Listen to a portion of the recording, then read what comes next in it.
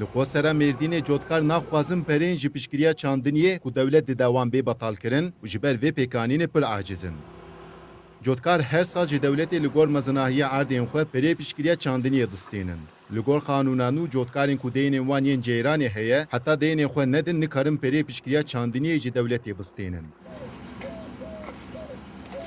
Cotkar û saziyên sivîl yên civakî ên herêmê aciziya xwe bilêv dikin û dibêjin ji xwe em ji çandiniyê tiştekî qezanç nakin. Rojê 5 saatan ceyran qut dibe û heke dewlet vî periyê piştgiriyê betal bike, dê li herêmê çandinî ber bi tûnebûnê ve biçe.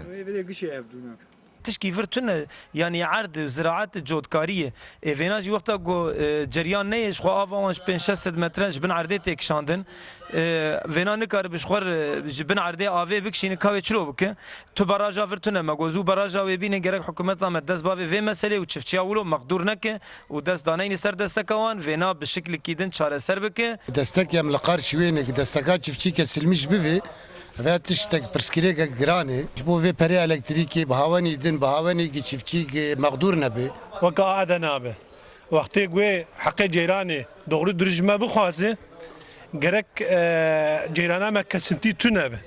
Çünkü 5 dakika ceyranı kesmiş bik o 5 dakika beradı 5 dakika beradı 5 dakika kesmiş bik evya nabe. Vakti em nabim hakkı ceyranı nadın. Em hakkı ceyranı bidin. Cotkar dibêjin heke devlet alîkariya piştgiriyê nedeme dê li herêmê çandinî bisekine. Dema ku li herêmê çandinî bisekine, dê dewlet jî berhemên çandiniyê ji derveyî welêt bistîne.